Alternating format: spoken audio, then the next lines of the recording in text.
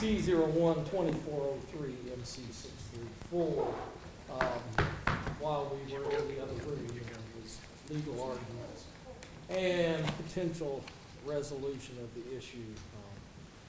You'll notice that Ms. Collada is not here, and with her permission, we are going to commence the rule to show cause hearing. Mr. Haron. How about this? Anybody that's going to testify, please stand and raise your right hand. Anybody.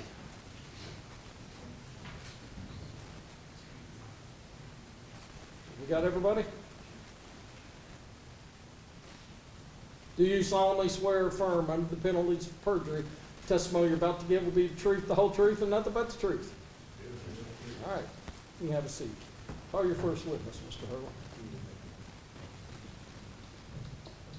Your Honor, Your Honor, before we begin, if you like, we'd like to make a separation of witnesses, please. I think that would be appropriate, granted. Except the state may have a representative to set a table. Just, if we could just briefly, just to make a procedural question we have, and would like to raise with the court is,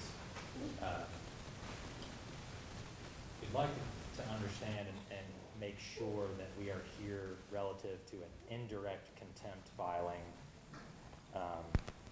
on an issue today. And if that is correct, we would just ask that the procedures in Indiana Code 34-47-3-7 and ask for the appointment of a special judge relative to the requirements for indirect contempt findings in the state of Indiana. Thank you, Judge. Old Bay Bridge, Jamey Noel's residence. and are you familiar with that residence? I am. Have you been there before? Yes.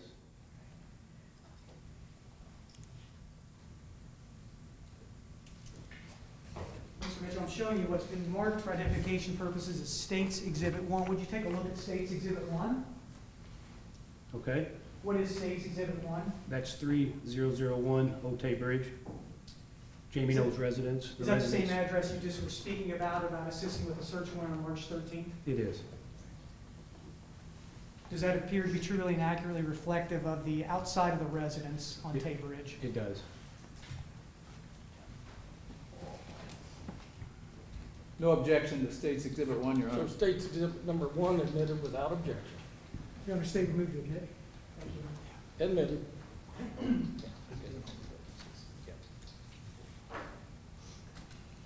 Detective, were you in charge of the search warrant or the scene at Old Tay Bridge Road on March 13th? I was not. And who were you taking direction from? Lieutenant Jeff Haron with the Indiana State Police. Did you have any contact with the defendant, Jamey Noel, on that day? I saw him, but I didn't communicate with him. Did you have any conversation at all? I did not. What was your role once you got to Tay Bridge and you went into the home? To help search. And do you recall what you were searching for? We were searching for Tom James suits and apparel, shoes, belts. Were you searching for anything else with respect to Tom James clothing? Any receipts or documents associated with those items. Were you provided any type of lists of apparel items or things that you were specifically looking for? I was. Who provided that to you? Lieutenant Jeff Haron. Was that prior to the search or once you got to Tay Bridge? Once we got to the location. How was it decided where you were going to be searching specifically yourself? We just kind of communicated upstairs once the scene was secured, and I volunteered to go downstairs and start in the basement. Can you describe the basement to the judge? Your Honor, when you walk down into the basement, it opens up into a large living room type area, family room. There's another door that if you continue down the stairs, it goes into a back room, which is a movie theater area. And then I centered focused my search to the left when you walked into the back room, which was a table area where there was some Tom James suits and apparel. Was the basement a finished basement or a concrete basement? Well, it was finished with the exception of one part, which was kind of storage. There were shelves in there. Were there any living areas in the basement? I do believe there was at least one bedroom downstairs. Did you go to the basement alone or with any other troopers and/or other state police employees? I don't remember if I was down there alone at any one given time, and I don't remember who went with me. There were various people that came down with me during the search.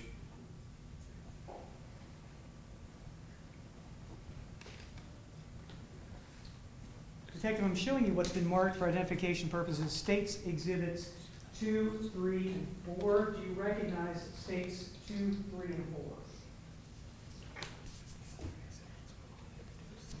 4? I do. What are they? These are pictures of the area. When you come down the stairs and go into the back room to the left, this is the table and the area of where I focused my initial search, in the basement. So 2, 3, and 4 are a basement area? Correct.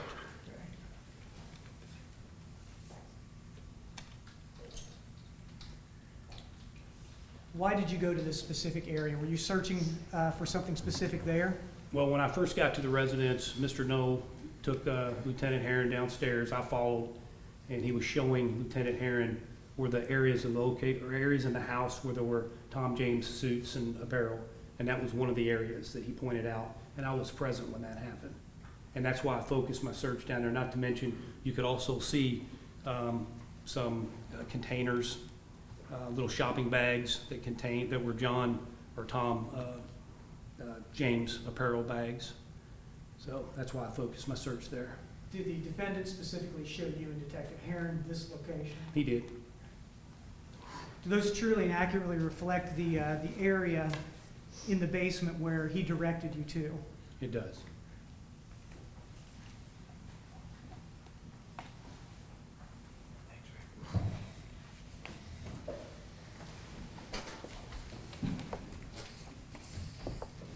Your Honor, we do not have any objection to States Exhibit 2, 3, and 4. State would move to admit States 2, 3, and 4, Your Honor. States Exhibits 2, 3, and 4 admitted without objection. Your Honor, if I could use these with the You may. witness. I want to direct your attention to States Exhibit 2, Detective.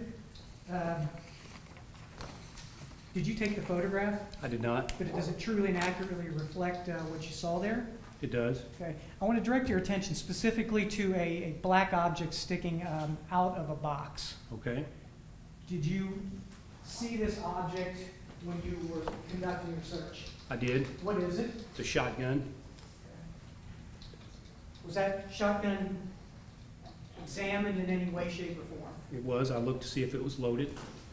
And why did you do that? Well, I mean, you know, I'm in that area searching, and firearms are dangerous. Did that cause you any kind of concern that there was a shotgun there? It did not. Now, the States 3 and 4, these two photographs focus on a white box with a black box inside of those. Do you recognize those as well? I do. And is that how they looked when you saw them? They do. Okay. Did you look inside of that large white box? I did. Okay, for what purpose? We're looking for any receipts, documents, belts, and other apparel. Okay. Did anything cause you any type of concern in that box? Well, when I moved the chair out, inside that box was 2 Smith & Wesson boxes, which Smith & Wesson is a firearm.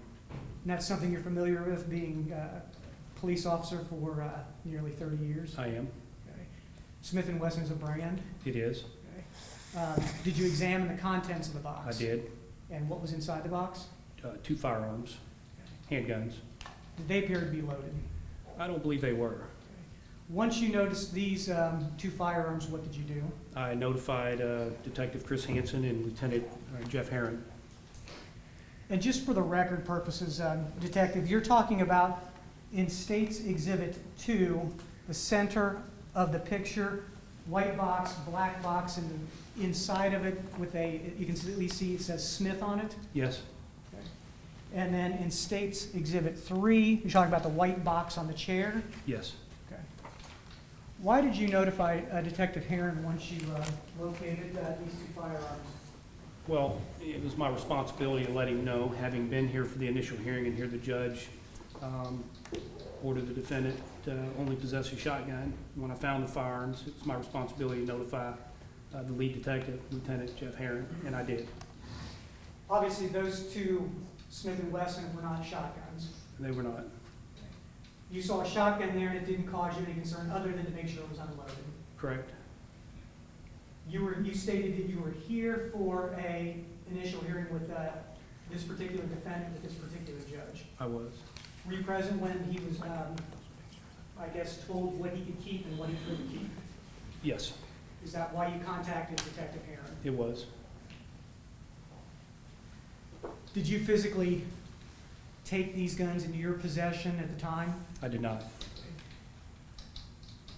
Ultimately, did the Indiana State Police take them into their possession? They did.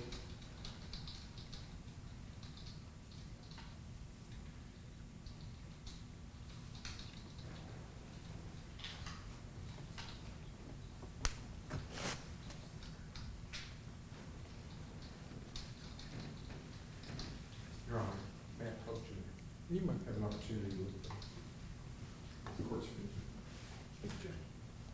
Detective, states 2, 3, and 4 that Mr. Wilder, Mr. Wilder, you want to? Yes. it states 2, 3, and 4. The chair was partially pushed under a table at the time, or all the way under the table? I believe it was all the way under the table. Okay. The items that were located on top of the table, did you examine any of those items? I did. What were some of those items? There were, what I recall mainly was a cowboy hat and cowboy western footwear, boots. Did they appear to be men's, women's, or you couldn't tell? I think men's. And this is the area that the defendant directed you, Detective Haron, to. Correct. Did you find any Tom James apparel, suits, belts, shoes, or anything like that in that particular area as well? I did.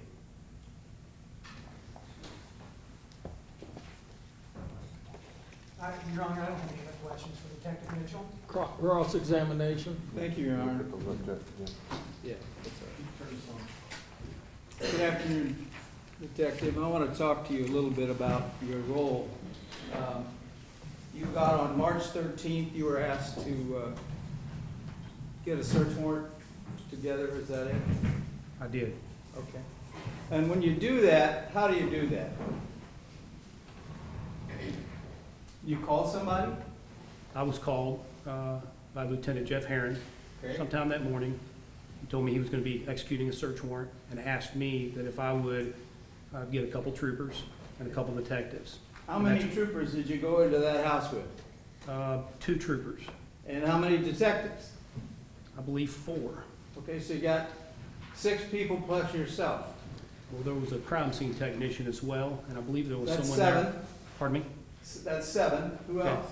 There would have been someone there from State Board of Accounts as well. Okay. Do you normally, when you execute a search warrant, you bring somebody from the State Board of Accounts? Not in any of the cases that I've worked.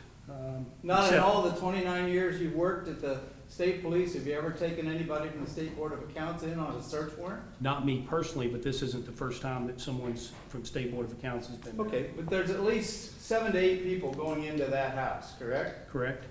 Now, who was in charge of that search? You? Lieutenant Jeff Haron.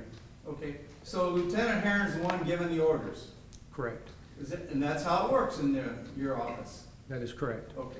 And when Lieutenant Haron, he would have assigned, because it's a large house, isn't it? It is. Okay, how many rooms? I do not know. More than 10? Yes. Okay. Finished, unfinished? Most of it was finished with the exception of the basement area where the dogs were at. Okay.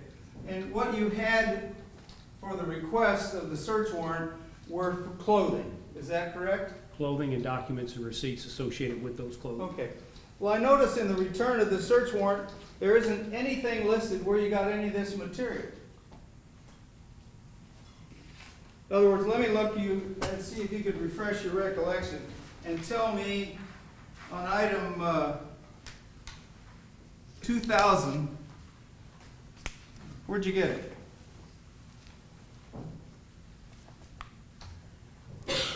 I didn't fill out this, I didn't collect any clothing. I didn't fill this out. Well, let me understand something.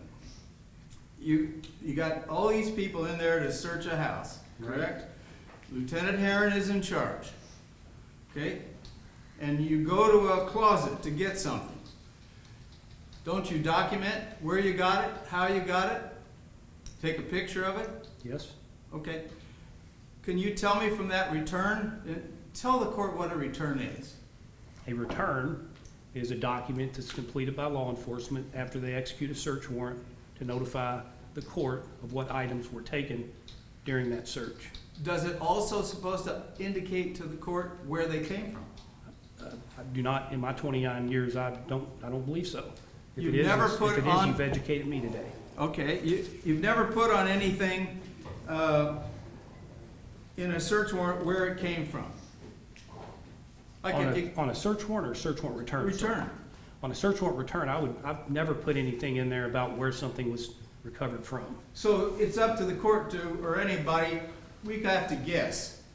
Wonder where he got that. Well, from that document you would, but there's a police report that should identify then where those items were found. But I'm only looking what you file with the court, the return.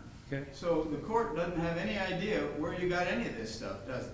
With that document, Yes, sir. with the exception of 3001 Old Tay Bridge, you're correct. Okay. And that is true for every item that you seize that day. There's no indication where it came from. Well, I mean, I can look at it again, but I didn't complete that document and I didn't seize any evidence. Okay. So I'm But just somebody gonna- did. Right. And somebody's required to fill out a return that says, A, where they got it, what it was. Is that correct? So this document that you have here for me to look at is an Indiana State Police Property Record Receipt Form, Okay? which is where you put the item down that you give the item and number, and Okay. then you give a description of items submitted, which is right here. Right. But you And don't that's give what- any That's description. what these are, but there's nowhere on this form for anyone to put, unless I guess you could write in that you found this item here, this item there, but this form is for items submitted. Sure. It's It's- like an inventory. Yeah, and it would be helpful to know where you got it, wouldn't it? In a large house with all this items. Certainly it'd be helpful, but that's gonna be documented in police Well, report. it'd be technical, For me. wouldn't it? It'd be very helpful to be technical and say exactly where I got something and what it was, correct? Correct, on a police report, that's what would be there. So you've got 7 to 8 people going through this house. And Lieutenant Haron is the one that directs where you go, is that correct? I mean, there's discussion in advance, like, okay, we've got this house to search, we have a crime scene technician that's gonna photograph everything, and then we're gonna just kind of communicate and go about it in an organized fashion. And I said, I will go to the basement. Very often what you do, don't you, is you go to a location, you see a piece of evidence, then the crime scene technician takes a picture of what evidence you found. Is that right? Is that correct? Well, yes, but it's like in this case, the crime scene technician took photos prior to the I search. understand that. Then the search is conducted, item is found, you notify the crime scene technician who comes down and photographs that item, and then ultimately collects it. Did he photograph then every item where it was located? Every item that's on that list, Yes. I do not know the answer, sir. Okay. So we don't have a series of pictures that you know about that would document where the clothing was? Correct? Each item of clothing, I can't say that, no. I do not know the answer to that. Okay. And what room did you go to and who was with you? I went to the basement, as depicted in the state's exhibit there. State's exhibits. And Okay. I don't remember who went with me initially. What was your ultimate- role? Just to look for Tom James suits and apparel. I was provided with a list of items with serial numbers next to them that was to be compared to the, say for instance, we find a box of shoes that came from Tom James. It would have a number on that box, and we tried to compare that number to the list that was provided to me by Lieutenant Jeff Haron. And those were the items that he would then want to seize. And you indicated that our client, Mr. Noel, was there and directed you into a particular location, correct? Correct? Okay. Take a look at the picture that's up on the screen. That's our state's exhibit number 3. Is this one of the rooms you went into? I guess you could say it is a room. It's a downstairs. Is it part of the unfinished part of that house? There, to the right of that is a movie theater. Okay. Which you would say would be a furnished room? I mean, there's a chair and a table in there that's furnished, so it is furnished. Okay. The walls look like, I don't recall, but from the photo, the walls look like they're concrete. Was the rest of that area as cluttered as this was? No, Okay. Would you call that a cluttered room? A lot of stuff in there. I would correct? say, no, I would not. I would say on top of the table, it's Yeah, cluttered, but yeah. not that room. I see pictures hanging on the wall. What about all those I boxes see over some, there to well, the left? they're kind of stacked up. Okay. Certainly not as cluttered as what's on the table. Correct. What are in the boxes on the left? I don't recall. I believe those are the shoe boxes. Did you go through those? I'm sure I did. You don't know? I don't remember. Okay. What's all the stuff underneath it? Don't know, various items. Okay. And you said that on top of the table it was clothing, shoes, a number of pairs of cowboy boots, a hat, all kinds of things there. Is that correct?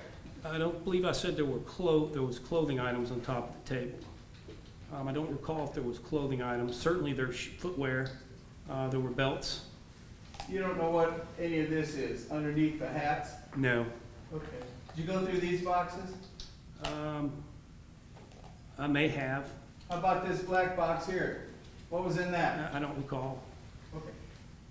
Let me ask you this. Did you make it an effort in your search to go through every box in that room? Yeah, so ultimately, after I found that firearm, a gentleman from the State Board of Accounts came down at some point, and someone else, I left the area and went upstairs. And they continued to search by comparing the numbers. So the State Board of Accounts is searching now? Everyone's searching, Okay. as we've talked about. You don't know how long you were in here? I don't remember. Now, as I understand it, Mr. Noel told you to go in this room, correct? Well, I mean, he didn't really say you need to go in this room. He said there are some items here. Well, he's trying to be helpful to you by saying there may be some items, you've told him what you're looking for, and he's indicating where you could go, correct? Correct. Okay. And you indicated that one of the items that you were looking for was in that box. I did not. It just happened to be that you went to that box. I ultimately ended up going to that box as I was searching that area. I pulled that chair out, and there this box is that has 2 boxes in it that say Smith & Wesson, which I'm familiar with as being firearms.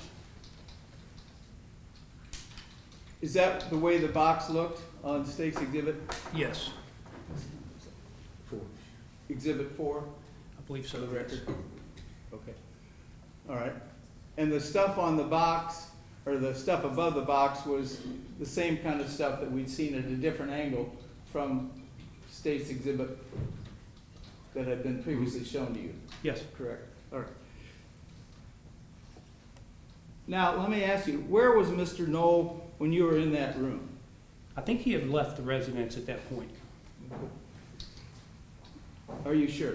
Pretty confident he had. Okay. Are you the only one down there when you're searching? Are you the Not only through individual? the whole entire event that I was down there searching, no. Okay. All right. When was the state police searching in that house before? I believe August 16th. Okay. And what were they looking for then? Bank records.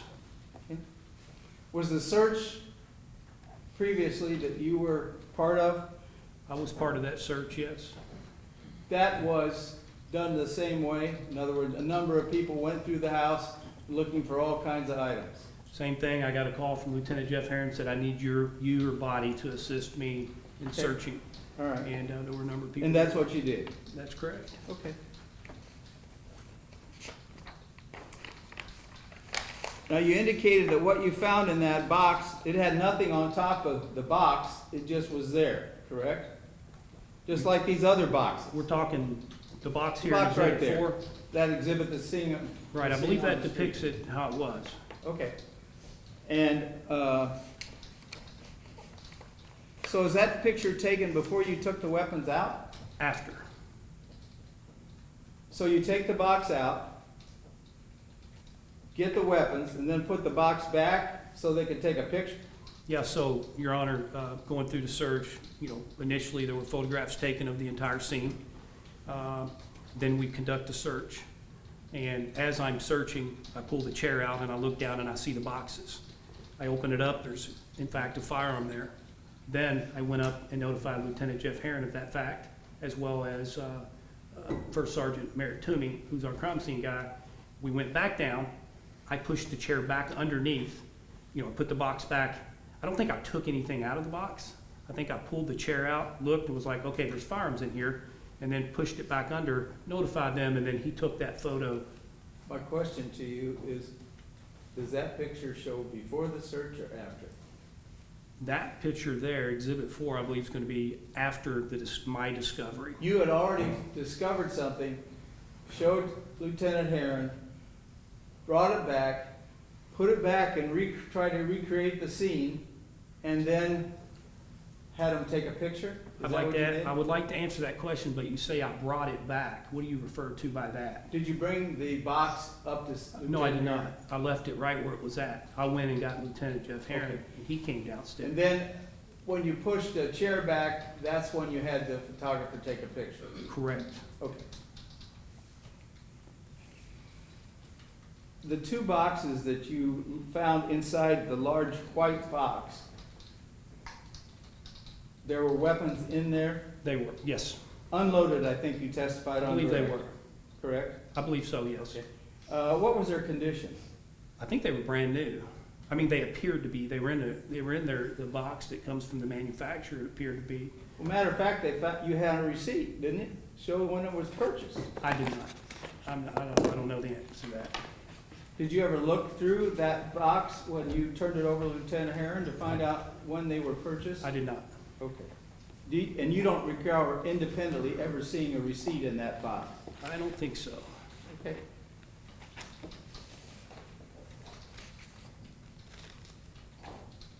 What color were those Smith & Wesson boxes? Black and white. Okay. You never took a picture of those out of the box?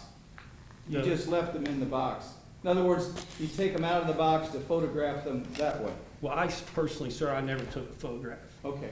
And you don't know what the technician did? I do recall him taking the photos of those firearms out of the box when they were laid on the ground after, kind of put it in order.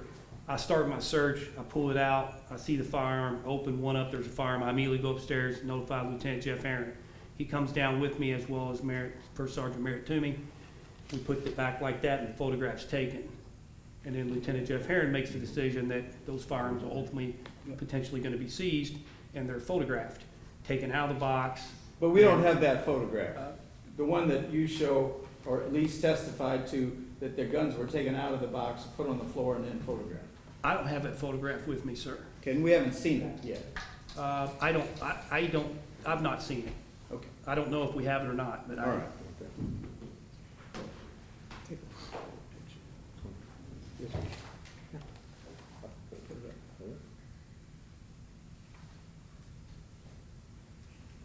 Do we have that number?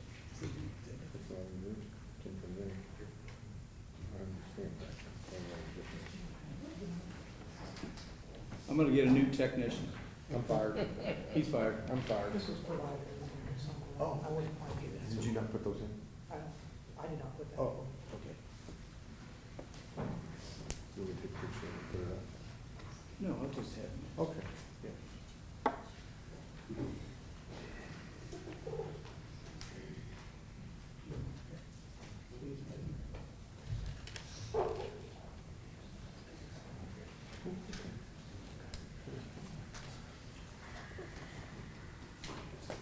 Officer, I'm going to hand you what's been marked for purpose of identification as defendant's exhibit now. And she's given it one. Can you identify what's in that picture? I see two Smith & Wesson firearm boxes, and I see two what appear to be Smith & Wesson firearms with two magazines and two boxes, 9mm Luger ammo. Does that refresh your recollection of what you saw that day? I believe so. Okay, thank you. This time, Your Honor, we would offer defendant's exhibit one. No objection, Your Honor. Show defendant's exhibit number 1 admitted without objection. May I see, Mr. Foles? Yes, sir. Thank you, Your Honor. I'll give it right back. You can keep it. Well, thank you.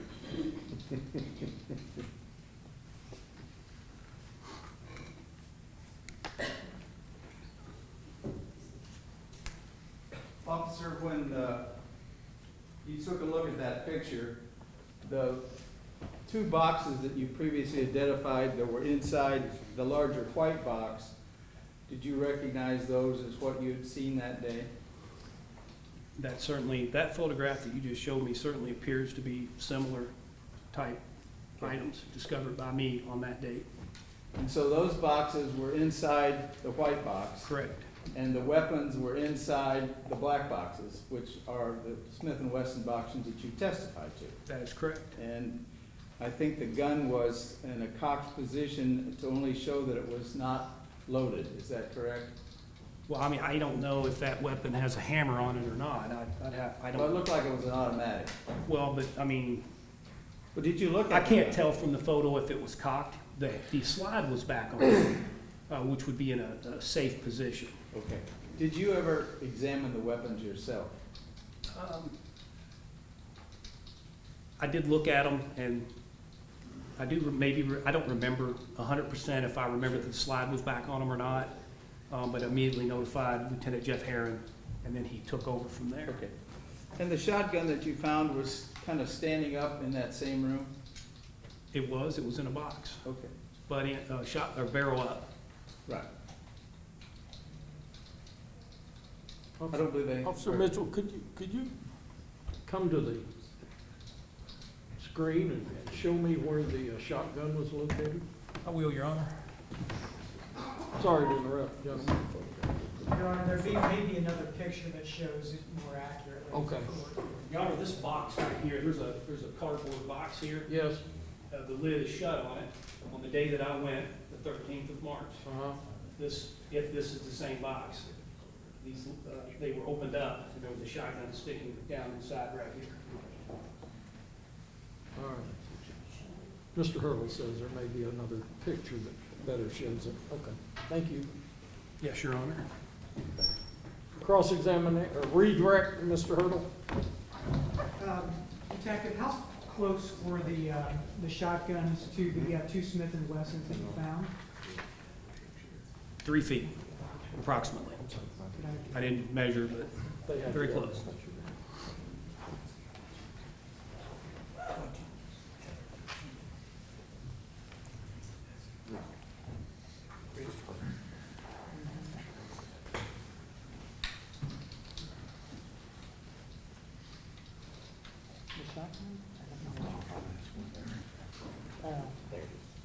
Just take it.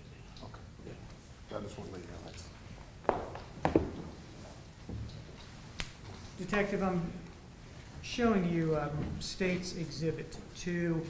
The State's Exhibit 2, the black barrel, do you recognize that sticking out? The shotgun barrel sticking out there, I do. And I'm sorry, approximately how close is that to the chair with the boxes of Smith & Wessons? A couple feet, 2 or 3 feet. Arm's approximately. distance from you and I? Yes. That's it, Your Honor. Anything else, Mr. Boyle? No, Your Honor. I think you're excused. Thank you, Your Honor. See release? Yes, sir. Thank you. Officer, I'll remind you not to discuss your testimony with anybody, nor allow them to discuss their testimony with you until this matter has been completed. I understand, Your Honor. Call your next witness. Your Honor, State will call Mayor Tumi. You may. I can try and retrieve him, Your Honor. I believe he stepped out. Well, I think he was asked to step out. There was a motion.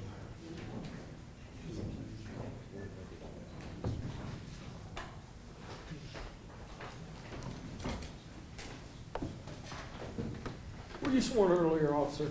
Yes. You were? Yes. I'll consider you under oath. You may proceed to the witness stand.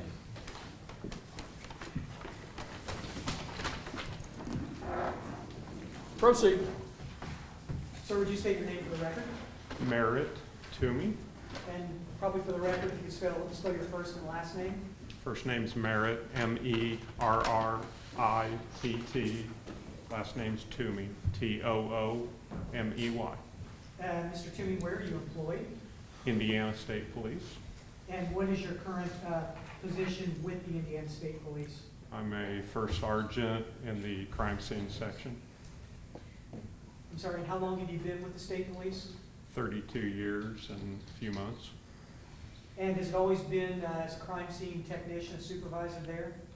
No, I started out as a road trooper, I was a detective, and then I was a crime scene investigator, and then just within the last year and a half, I became the supervisor. Is it appropriate to call you sergeant or first sergeant? What's I'll the, answer to either one.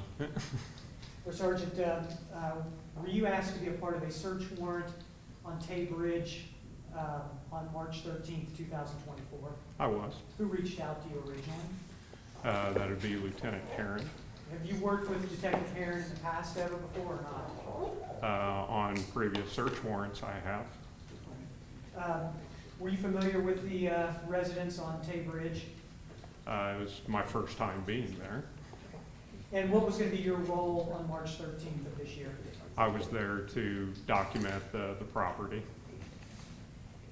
Were you to collect evidence or photograph in any way, shape, or form? I was photographing the property primarily until some evidence arose that needed to be collected. I want to direct your attention to the basement area. And were you brought down to the basement area to look at, photograph, and collect some evidence? I was. And what sort of evidence was that?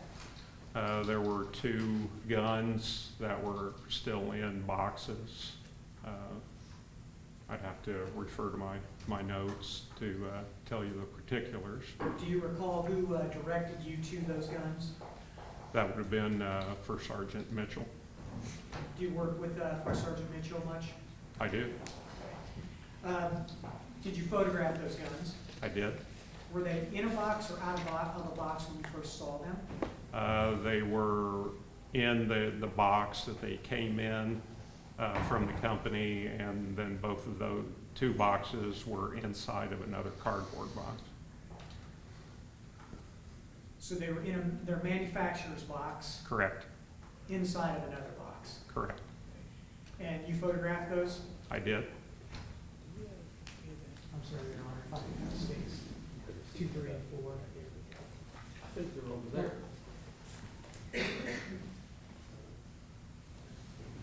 We do not have the Did you understand? I apologize. The court has possession of them.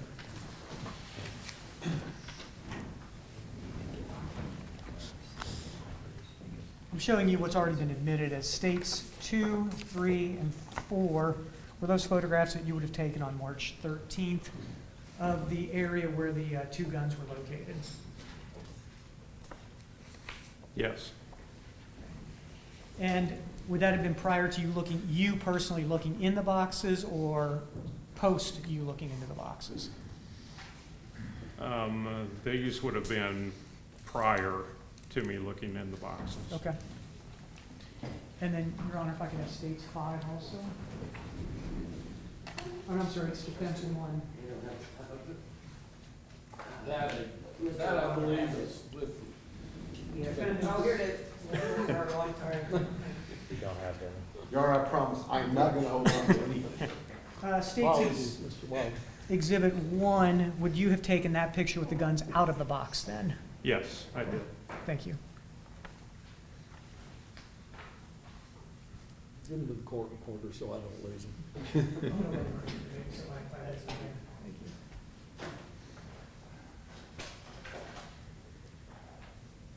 You collected those items, First Sergeant? I did. Were they taken to the Indiana State Police Post and have been kept in the possession of the state police since that time? Yes, sir. Did you bring them with you? I did.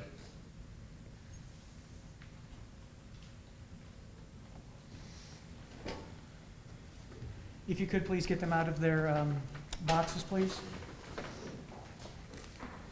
I'm going to put a sticker on it marked States Exhibit 5 for the first one, the one on top, and States Exhibit 6 on the bottom one. Have those been in continuous custody of the state police, you said, since March 13th? Yes, sir. Had they been altered or in any way, shape, or form? I just sealed the box. Okay, would you seal the box Boxes. on that day or another day?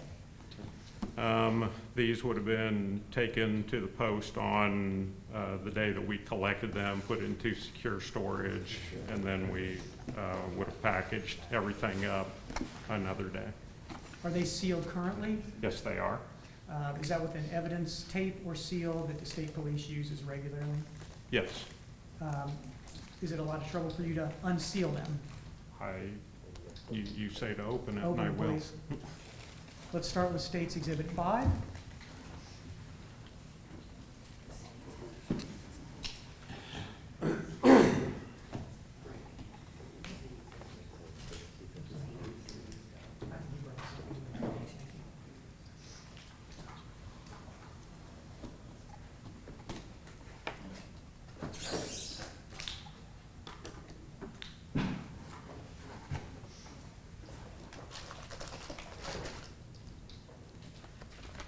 And I note that it's in some sort of blue plastic bag. Is that something you would have done, or is that how you found that? No, this is the way they come from the factory. Okay. Could you take States Exhibit 5 out of the plastic? I'm going to put it in a safe mode here. Okay. Okay. Gun is empty, so. Does that it gun is appear to secure. be in basically the same condition as when you found it on March 13th? Yes. If you could, please put it back in the box. And just for the record, if you could do the same thing to States Exhibit 6, First Sergeant? Actually, don't put it back in yet. I want to look at it before we put it back in. Yes, sir. And Mr. Boyle may want to. Thank you, Your Honor. Your Honor, I'll let Mr. First Sergeant Tumi open that box while I show the Defense Counsel States Exhibit 5.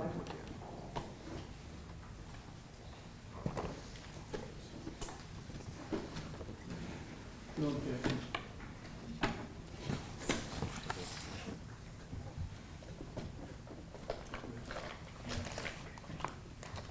If you could make that gun also safe, First Sergeant, as well, the same as you did with States Exhibit 5.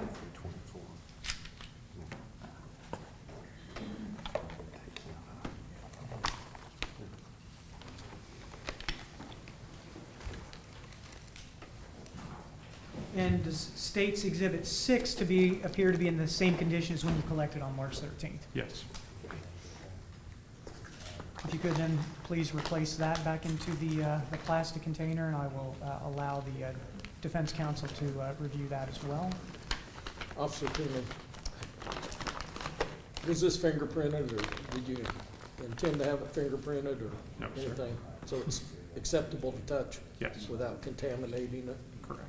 If you could put it in the box, First Sergeant.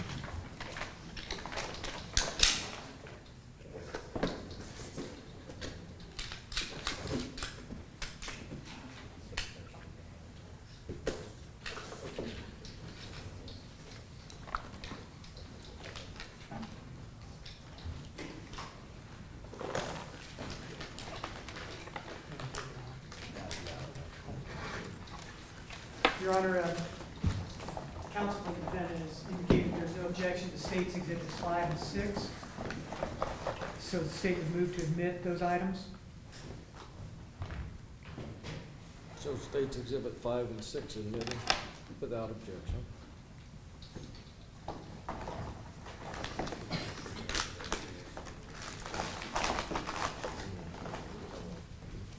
Thank you.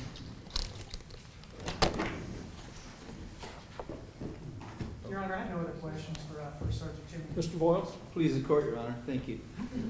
First Sergeant, I don't know, do your records show the serial numbers on those two weapons? Do you have that? Yes. Let's look at the first exhibit that you have there.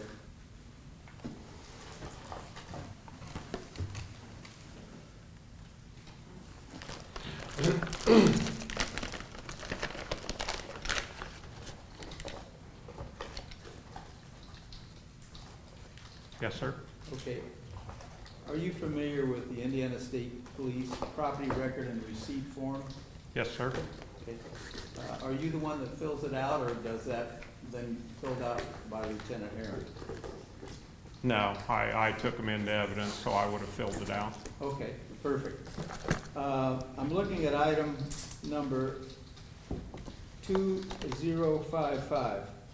Yes, sir. It said that's a sealed cardboard box containing a Smith & Wesson MP Shield semi-automatic handgun.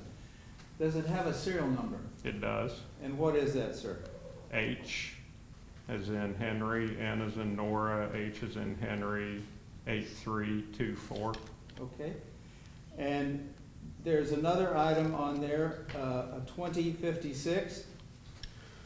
Yes, sir. Does that would be an indication of another weapon that was found?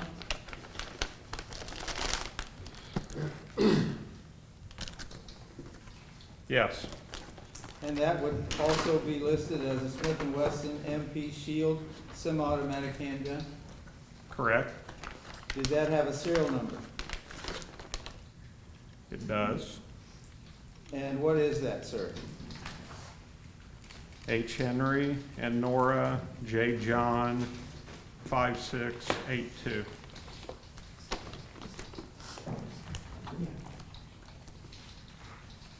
Now, when you fill out these property record and receipt forms, do you ever indicate on there where the item was found?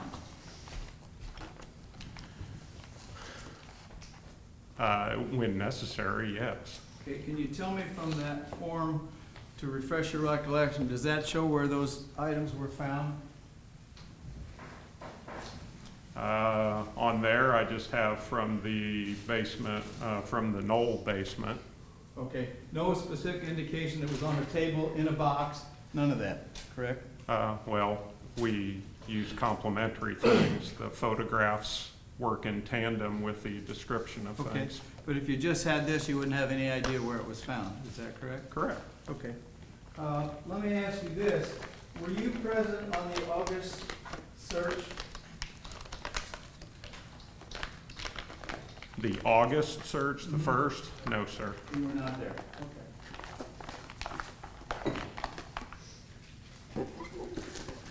I'm gonna hand you what's been marked for purpose of identification, is Defendant's Exhibit 2. I think Mr. Hurdle has no objection, and ask you to take a look at this, would you, please?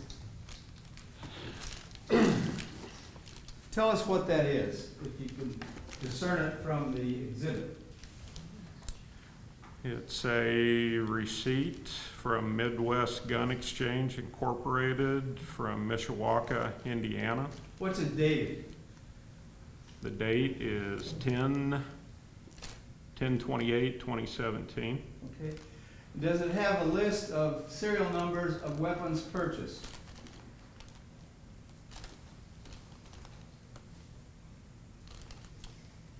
Yes, And would those two serial numbers that were purchased from the Mishawaka gun store in 2017 be the same as the two weapons that you previously identified in the state's direct examination? I don't have them memorized. I'd have to look at them You again. certainly can. You've got the weapons and you've got the receipt, so go right ahead.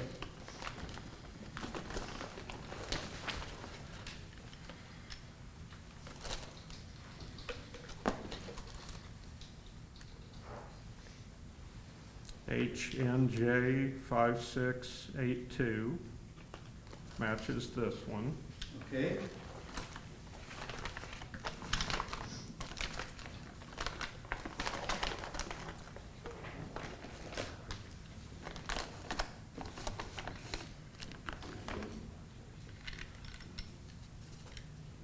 HNH 8324 matches the other one. Okay, so the receipt showing the guns were purchased in Mishawaka in 2017 is supported by the identification both on the receipt and on the weapons with the serial numbers, is that right? Correct. Let me ask you, you testified on direct examination, something that you noticed was the fact that it was in a manufacturer's packaging. What does that mean? This box, this is what it came in. Okay, and what about the blue kind of cellophane item that you had the weapon stuck in inside the box? What does that tell you? That's the way I found it inside of the box. So it would appear that that weapon had not been used and never out of the box since it was manufactured, or at least was purchased? I can neither confirm nor deny that. Okay. It looks to be in good shape, but Okay. Do you have the receipt? Or did you put it in the box here? There you go, no problem. I've got to give this to the court, or I'll get spanked here. Thank you, Mr. Rose. You're welcome, Your Honor. do you need these anymore? No, sir, you can put them back. All right.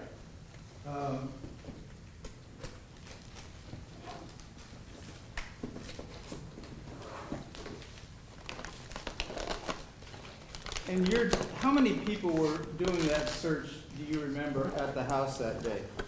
For going through the house? There was multiple people there. I couldn't tell you an exact number.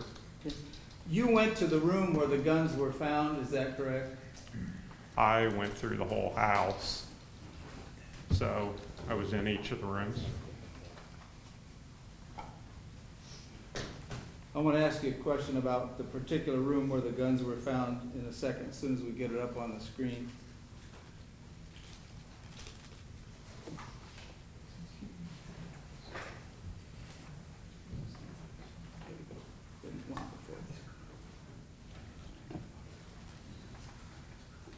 Taking a look, First Sergeant, at State's Exhibit number 3, did that appear to be the way the room looked when you were there? Yes, sir. Okay. And where did you believe the guns were found? Can you show us, like, from your observation here? You can see the side of the white cardboard box. This what Yes. I'm pointing to? Okay. And was the table in this array as you saw it that day? All kinds of other items on that? Yes, sir. It appeared that that's been there for a while? That all those items have kind of been discarded down there? That's a possibility.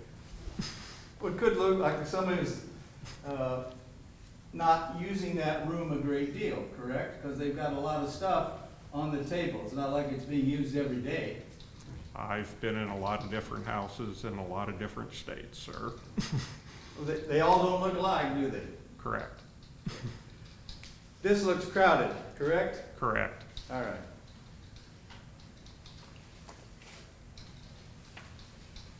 I don't believe I have anything further. Thank you very much. Redirect?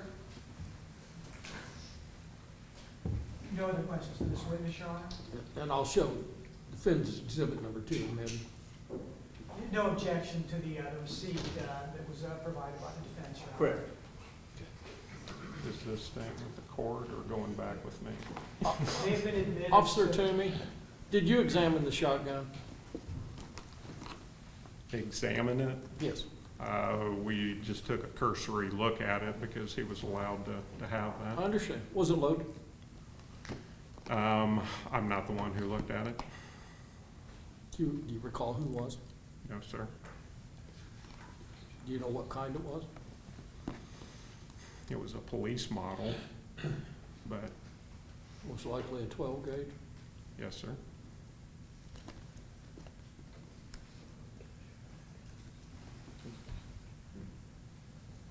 You keep a shotgun for personal protection in the basement in this crowded area?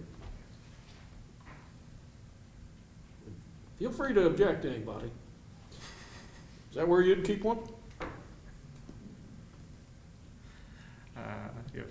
That is not where I would keep it, sir. Only if you're living in the basement. There you go. All right. Court has no further, if that prompts questions from either side, Not on the court's question, Your Honor. No, Your Honor. Officer Tumi, thank you. Is he released from his subpoena? Yes, Your Honor. You're free to go. I'll remind you, do not discuss your testimony with anybody. Do not allow anybody to discuss their testimony with you until this matter is completed. First Sergeant, I believe the guns need to stay. Yes. Who do I give them to? Miss Lori.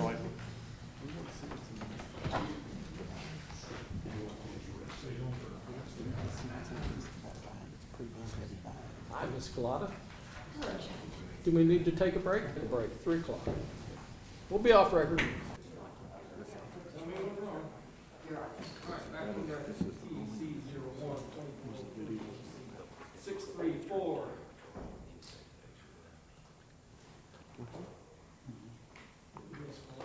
Oh, there you are. Ms. Clark, for the record, it's my understanding that your motion to quash is now limited based upon some agreements between the parties. Yes, Your Honor. Very good. Then I guess you'll wait till your client's call. I will sit in the gallery. Call your next witness. Thank you, Your Honor. State calls Jeff Haron. Officer Haron, you were sworn earlier, correct? Yes, sir. Have a seat.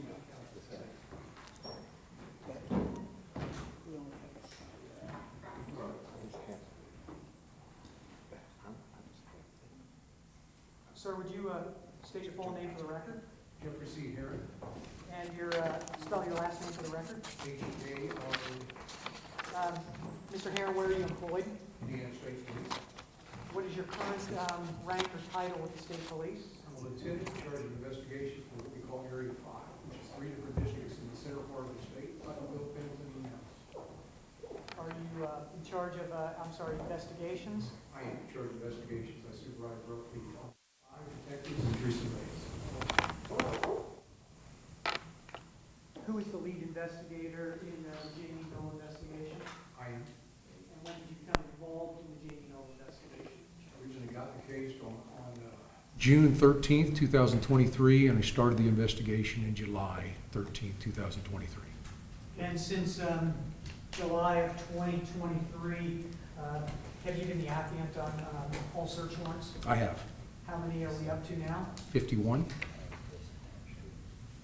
Have you been a part of every interview of every witness thus far? I have been, yes. And have you been a part of the arrest of all 3 individuals in Jamey Noel, Casey Noel, and Misty Noel? Yes, sir, I have. I want to have a brief discussion. The August search warrant of Tay Bridge, were you a part of that? I was the author of that search warrant, and I directed that, but I never actually went to the Tay Bridge location on August 16th. Who is the owner and occupant of the Tay Bridge home back in August of 2023? Jamey Noel. And was that verified at the time you did the warrant? It was, yes. At some point in time, was there an arrest warrant for the defendant, Jamey Noel? Yes, there was. And was he ultimately arrested and had an initial hearing here in this courtroom? He was, yes. Do you remember when the initial hearing was? November 9th, 2023. And at the time of the initial hearing, what was the defendant's place of residence at that time? 3001 Old Tay Bridge, Jeffersonville, Indiana. The same time, or the same place that it was in August of 2023? That's correct. Is that the address that he provided to the court at his initial hearing pursuant to the IRAS Indiana risk assessment? Yes, it is.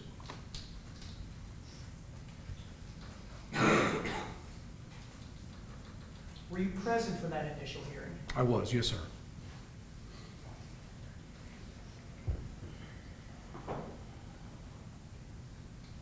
Were you present when the judge gave Mr. Noel his conditions with respect to firearms? I was, yes, sir. Okay, were you in the courtroom specifically then? I was, yes.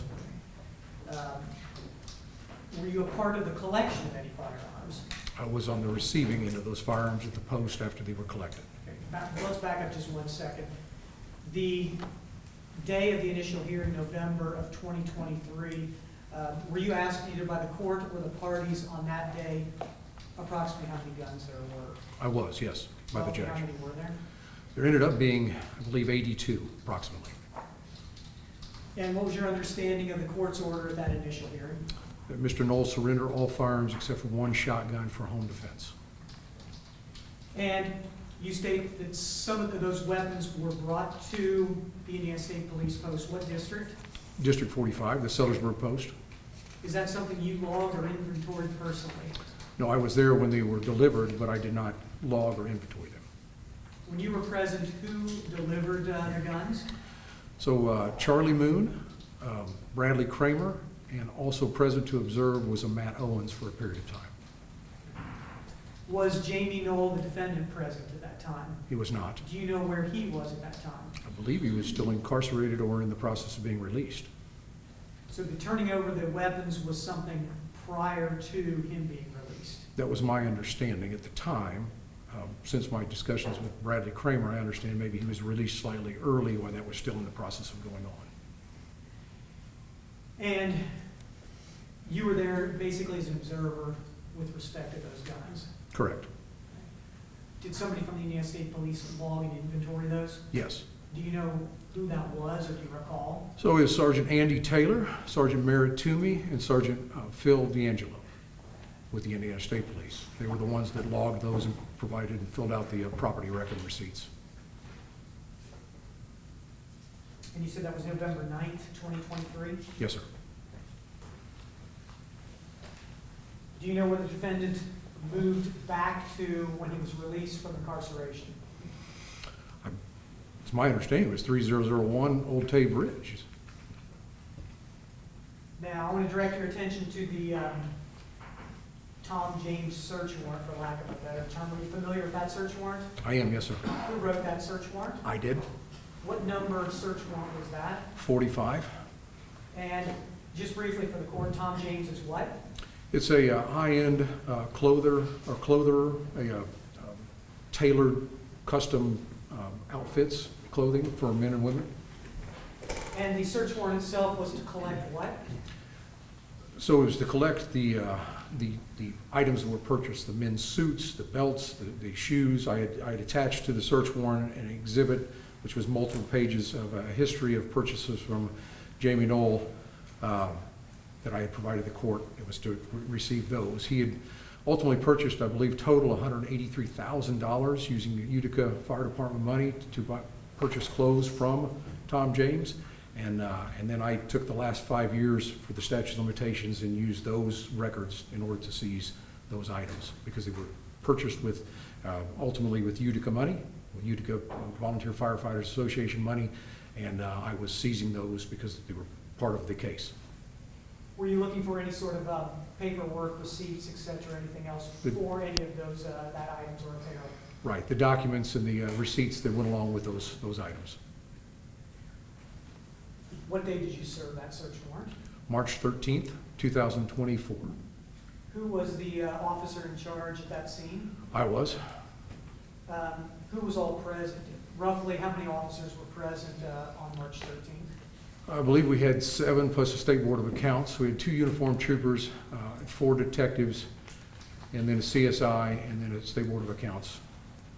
Is this agent. something you coordinated or somebody else? I coordinated all of that. Once you received the warrant, did you immediately go to the house, explain how the March 13th kind of went? So I had, as I was looking through the different American Express purchases, I had saw the $183,000, and so I had contacted Tom James, and I ended up speaking to an attorney for that business. And then he provided those documents to me. And then during that conversation, he said that Mr. Noel had purchased a suit of clothing, various clothing, on, I believe it was December 22nd, 23, and that those items had not been delivered yet. And then he told me later that those items would be delivered on March 13th, 2024. In the morning, he told me roughly between 9 and 9:30. Let me back up 1 second. He was arrested on November 9th. Correct. You provided information from Tom James that he used a credit card on December 22nd, Yes, and the suit was going to be delivered on March 13th. correct. Okay. So, on March 13th, you're at the home, or you're waiting for the defendant to be there? So we were told, so I'd written the search warrant the night before, with the exception of the facts that were going to unfold that morning, so I didn't have to write the entire search warrant that morning. We were told that the suit was going to be delivered roughly 9:30 in the morning, and I knew who the salesman was, and that was Jordan Yoakum. And Mr. Yoakum, I had been in contact with him and over the phone, and he'd indicated about 8:50 that morning that he would be there in about 10 minutes, about 9 o'clock. He described the vehicle he was driving, which was a white Lincoln Aviator. And so we had sat, myself and Detective Hansen had sat in our car down the street, and we watched for the white Lincoln Aviator. And as it had pulled up, then once it had left, I confirmed that the suit was delivered, and then I finished the authoring of the next paragraph of my search warrant, and I sent it to the judge. While that was going on, I'd also called Dave Mitchell that morning and Merritt Tumi and asked for detectives and uniformed officers to stage a couple of miles away so they wouldn't be seen, in order to, when I executed the search warrant, so they would meet me there at the scene once we decided to execute that and the judge had signed the search warrant. How long did you wait then before you went to the Takeridge home? So our initial plan was to wait, obviously, until the search warrant got issued. So once it got signed, we moved a little closer so we could see the front of the house to make sure Jamey Noel didn't leave with that particular suit in question. And so once we got a little closer, we saw him come out and open the door of a silver Mercedes-Benz, and when he did, we thought he was possibly getting ready to leave. It looked like he was getting into the car, and so I went ahead and pushed it up. My original thought was I was going to allow for a little bit of time to go by to not burn or to not put Mr. Yoakum in front of everybody, having said that he cooperated with state police because he was concerned about that. Once you got to the home, was there anyone outside then? So once we pulled up a little farther away at the intersection there to where we could actually see the house, we saw Mr. Noel come out. When he did, he got in the car. At that point, I called Detective Mitchell and Sergeant Tumi and said, come on, bring everybody down. We're going to go ahead and execute the search warrant. And so me and Detective Hansen pulled in to the driveway there. At that point, Mr. Noel was still out by the silver Mercedes-Benz, and we confronted him. I explained to him that I had a warrant that I wanted to read to him, and then I got relatively close to him, and then I read him the warrant verbatim. So he understood what we were searching for, and then I provided him a copy of the list of the items we were searching for. Was there anyone else outside the home or from the house? Not from the house, no. And did you, once you read him the warrant, provided him a copy of the warrant, did you go in? We waited. He said, I asked him if anybody else were in the house. He said that both of his daughters, Casey and Gracie, were inside of the residence. I said, would you please call them? He called them on the phone with me being present there. He asked them to get their belongings together and come on out. After about 8 to 10 minutes, they still hadn't emerged from the house. I said, I think it's best that we go in. And so Mr. Noel said, hey, I will show you where these items of clothing are, where I keep them. And so he actually led the way, and we went into the house. We entered into the kitchen. As we entered into the kitchen, he walked over to the basement door.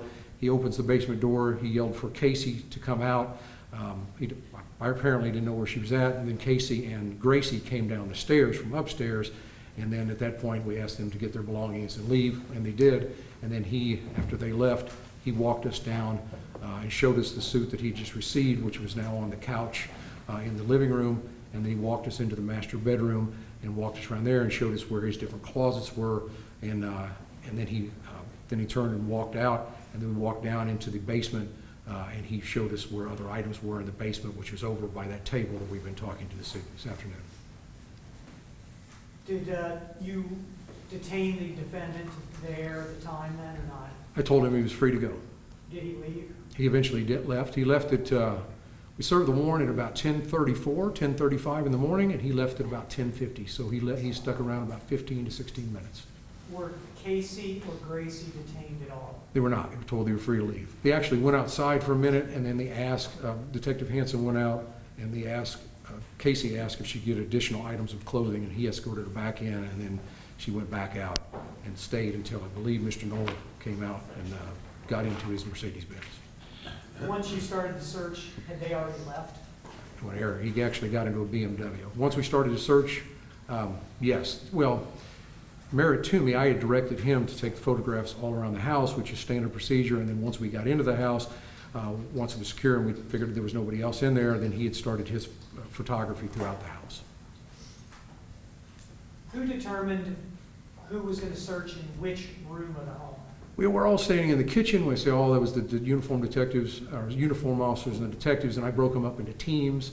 I sent Detective Mitchell and, or First Sergeant Mitchell and James Donahoe and Chris Hansen down initially with him into the basement, and then the other detective, whose name escapes me, and then one of the uniformed troopers into Mr. Noel's bedroom to start doing a search. I provided both of them with copies of the list of the different items we were looking for and explained to them on those particular items. If I had been, having gone actually to meet with the attorney, he had showed me that on the inside pocket, each one of these particular suits were monogrammed. It had Jamey Noel's name on it.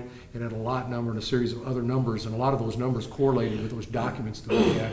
So we were able to seize what we believed to be those exact items on that list. And you provided them lists? I provided both of them lists, both teams' list.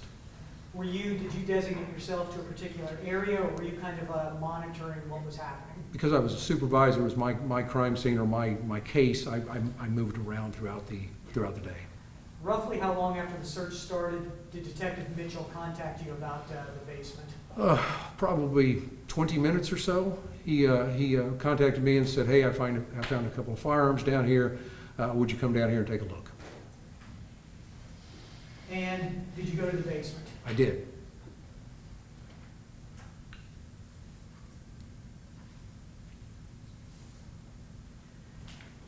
Detective, I'm showing you what's been marked for identification purposes, State's Exhibit 7. Okay. Do you recognize that diagram? This is a diagram I asked Detective Hansen to make of the basement of the 3001 Old Tay Bridge, Jamey Noel's residence. And does it give a, obviously not to scale, but does it give an accurate depiction of the layout of the basement? It does. It's not to scale, but it does. To me, that having been through that basement, it does lay out it is an accurate description of the basement.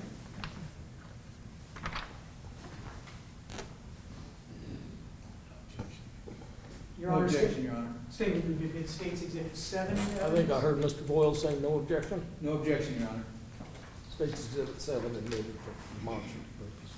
Now, if you could, without the aid of State's Exhibit 7, walk the judge to the location of the firearms that Detective Mitchell pointed out to you.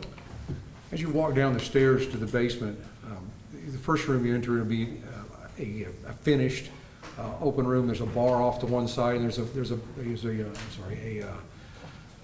living room with furniture and everything, and then there's ultimately an exit door and a patio out to go ultimately to the pool of the residence.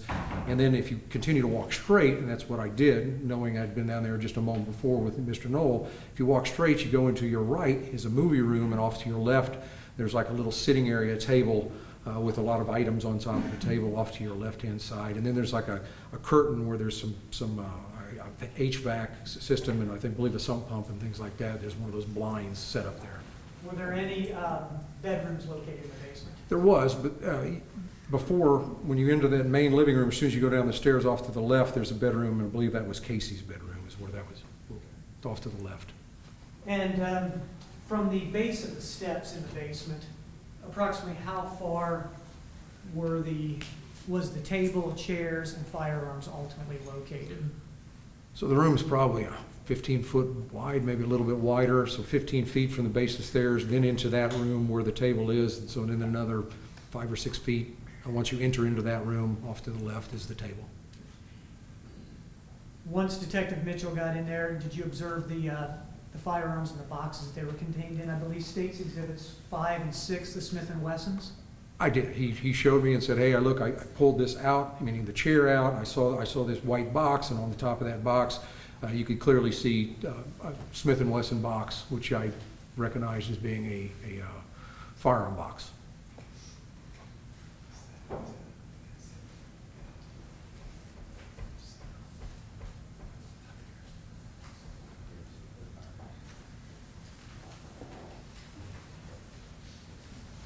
I'm showing you 4 pages titled State's Exhibits 8 and 9. You stated that you were present for the initial hearing of the defendant on November 9th. Yes. And the State's Exhibits 8 and 9, what are they? So State's Exhibit 8 is an order directing the transport and retention of certain firearms of the defendant. State's Exhibit 9 is order on initial hearing. And that's it. The firearms that were collected on March 13th, roughly a month ago, were those shotguns? No, we collected 2 pistols, 2 semi-automatic 9mm Smith & Wesson pistols. Did you collect those based on these orders and the verbal order from the judge on November 9th, 2023? Yes. So I was present in the court when that order was issued by the judge. During the search for our items of clothing, receipts, we found those 2 firearms. I immediately thought that would be contraband, so I asked for further instructions from you, but it was all my intentions. Because of hearing the judge's order, I was going to seize those items, and I did ultimately direct that those be seized.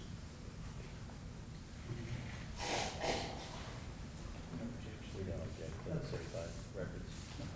No objection, Your Honor. Your Honor, I believe probably the court could probably take judicial notice, but the state would move to admit State's Exhibits 8 and 9, the court's orders and the felony cause. So State's Exhibits 8 and 9 admitted.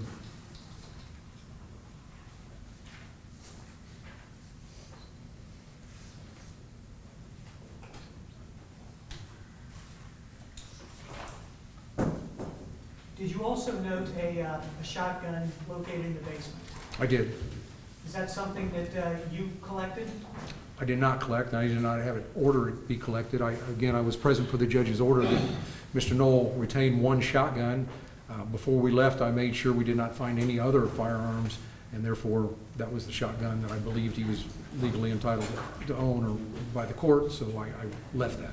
Can you describe the shotgun to the court? I believe it was a pump shotgun, still had a tag on it, it was not loaded, and it was sitting, it was in a box, and you could see the barrel sticking out, and I believe you had a picture of it earlier. So the exhibit that was admitted through Detective Mitchell, you would agree that that appears to be true and accurate as how you saw it that day also? Yes. The 2 Smith & Wesson in the boxes, do you know if they were loaded at the time? They were not loaded. Did you physically take them out of the boxes, examine them at all, and look at them? So Sergeant Tumi initially took them out. I did pick them up while he had them out after he was done taking photographs, and I got the serial numbers off them, and then ultimately called who I believe to be the seller of that firearm in order to verify that those were owned by Mr. Noel. The defendant admitted an exhibit, a receipt for those 2 weapons, and you were in the courtroom here just a little while ago when that happened. Yes. Was that your findings as well, that they were purchased from, I believe, Midwest Guns? Midwest Exchange, yes, and I got all the paperwork associated with that, including the 4473s, which is the federal document which the purchaser has to fill out, including their name and a list of questionnaires, and it included the serial numbers that were mentioned today, included those 2 firearms.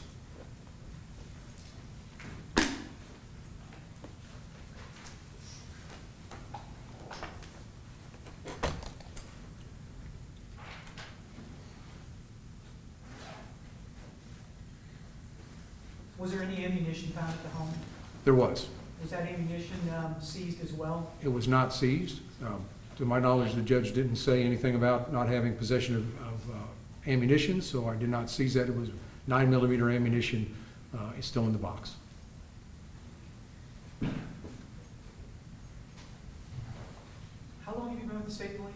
35 years. And can you just tell us the different roles you had with the state police or ranks? So I started out in November of 1988. Goodness, sorry. I started out in November 1988. I was a road trooper until out of the Indianapolis Post, and then ultimately out of the Putnamville Post until October of '95. Then I became a detective, a district detective, worked Putnamville District, 3 counties. And then from there, 2000, I got promoted to investigative squad sergeant in the Indianapolis Post until 2005. Then I got promoted to district investigative commander of the Putnamville Post until 2016. And then I've held the current position, which is area investigative commander, from 2016 until now. And so 29 years of being a detective, and then 7 years as being a road trooper. How many people did you say report to you? I believe it's 25, I think. I'd have to add up. 25 plus 3 civilians. As a supervisor and 30-plus years on the state police, have you ever been asked to enforce court orders? Yes. You ever disregard court orders? Not intentionally, no. What if your employees disregard court orders? They are instructed that's part of their duties, and if we, depending on the situation, they ultimately would get written up, and then we possibly look into the situation, and they could face disciplinary action depending on the degree of what they did or didn't do. Is a subpoena to come to court a court order? Yes, If somebody would disregard a subpoena, would that be important? yes, they can get in trouble, Disciplinary possibility? possibly.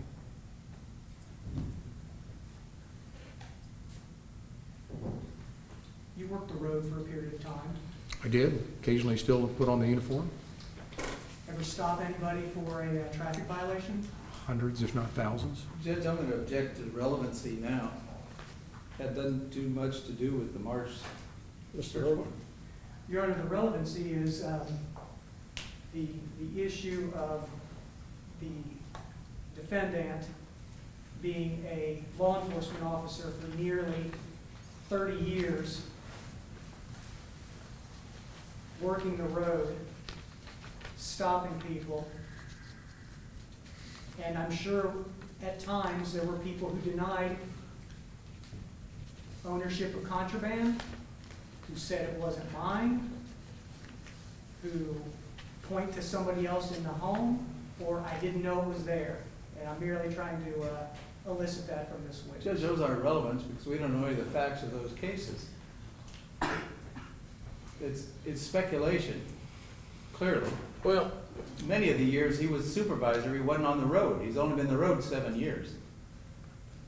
But as it contains this issue for this court, he has no evidence that he could indicate to the court. It's all speculation of what he may have done or what somebody may have done in the past. Mr. Hurdle, I'll sustain that objection, but I get the point. All right, thank you, Judge.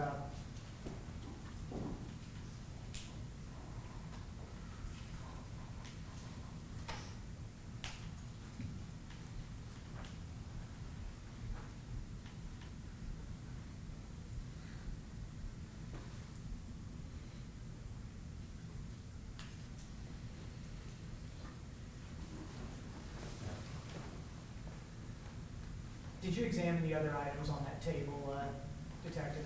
Some of them. Did they appear to be men's, women's, or could you even tell? A lot of them were men's, and a lot of them were items that were listed on the documents that I provided. Was there Tom James apparel, shoes, clothes, etc., located in that general area by that table? So there were items, so when you say Tom James, so on that list, there was like different brands of shoes that weren't specifically Tom James, but they were sold by Tom James. And there was belts, $700, $800 belts, or $800, $900 shoes that were listed on that itemized list that were sold by Tom James. I don't recall there being a suit that was specifically a Tom James brand suit on that table around that, but again, those other items were around there.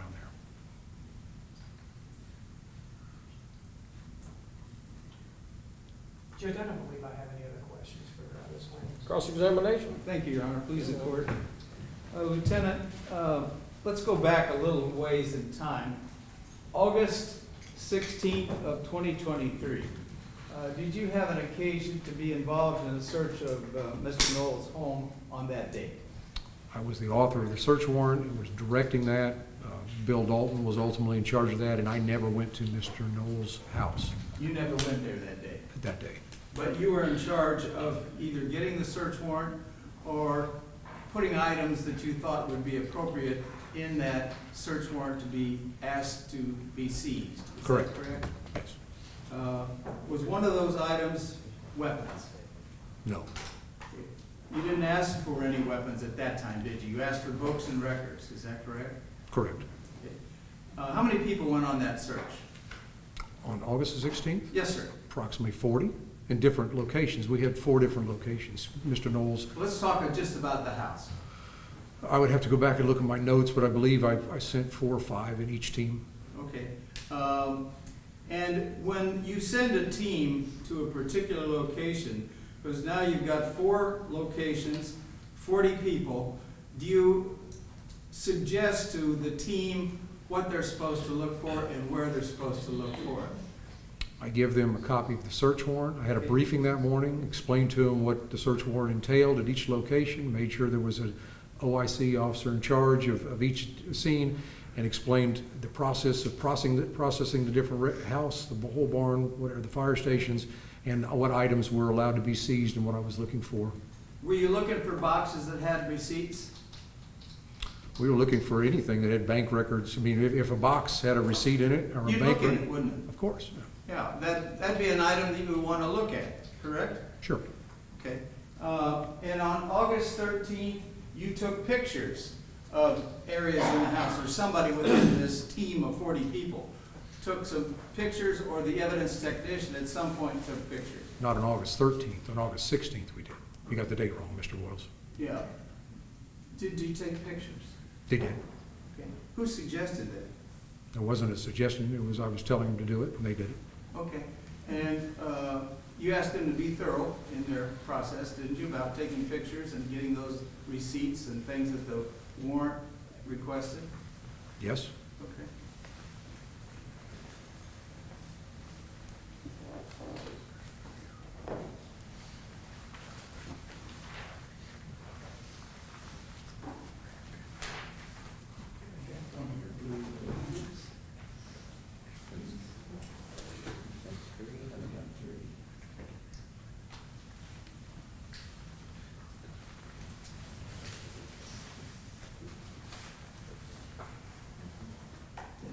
May I approach you? You may.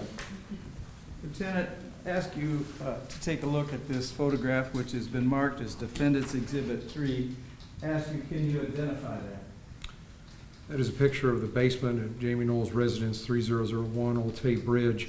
That's a picture of the basement as you come down the stairs and look to the left and the table that I've been explaining. Is that the picture that you sent to Mr. Stewart on April the 8th? It's one of the pictures, yes. And so that's a picture you're familiar with, and you, I think we requested it and you sent it over. I did, yes. Could you look at that picture and indicate, is there a white box located in that picture? Yes, it's on top of the chair that's pushed in under the table.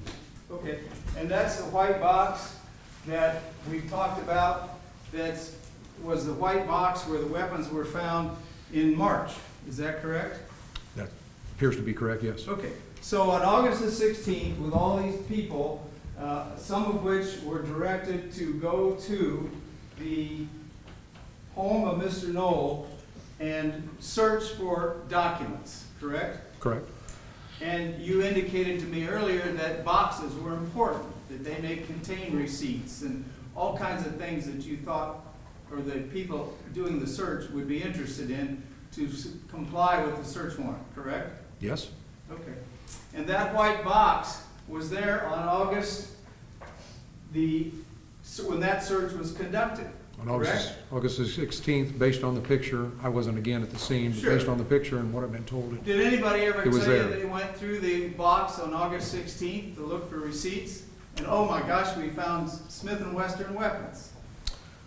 I had a discussion with both First Sergeant Mitchell. Just answer my question. Well, I'm trying to. Did anybody ever tell you that they went through that box on August 16th to look for receipts?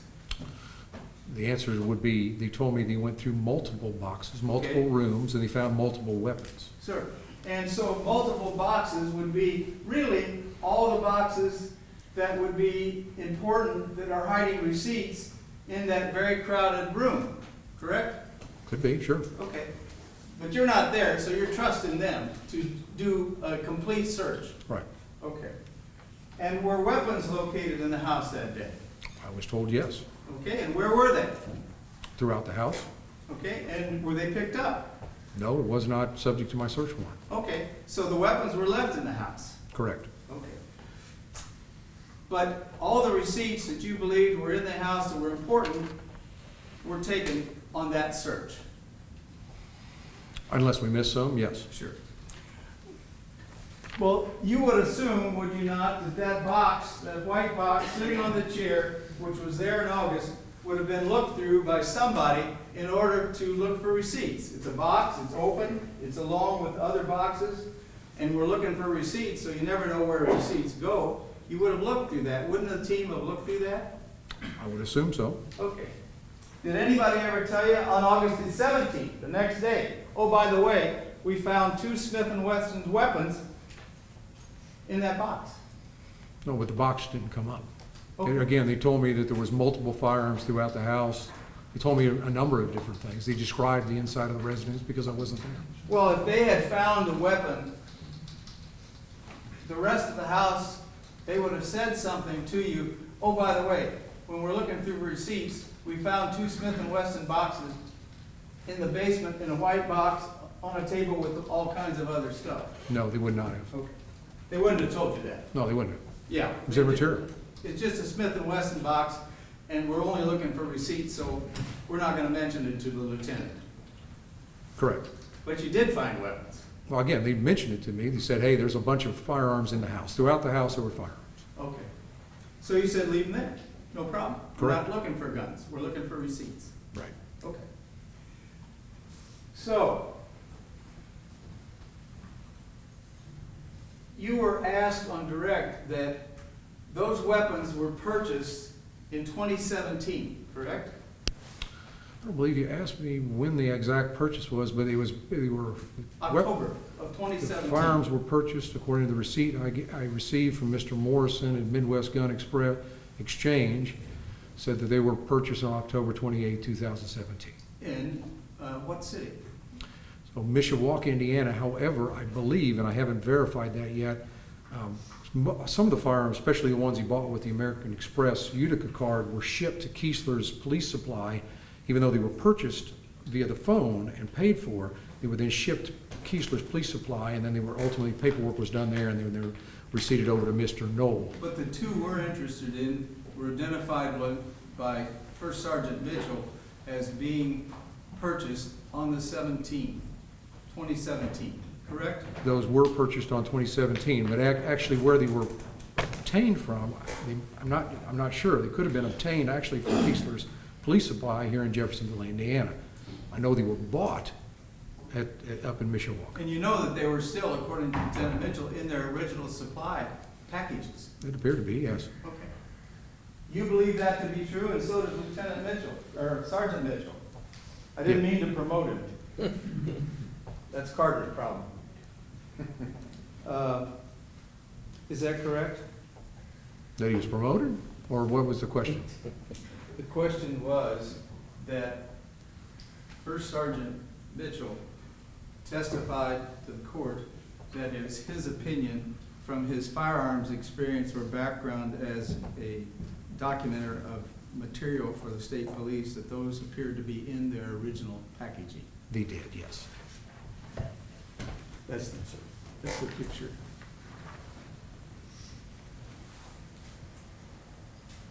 Has this been admitted? It is the same. It's the same. Yes. Your Honor, just for the record, I wanted to be clear that this is a picture taken from the August Correct. search? Yes. Okay. Yes, sir. And not from the March. Correct. Okay, I have no objection to that, Judge. all right. Show them it.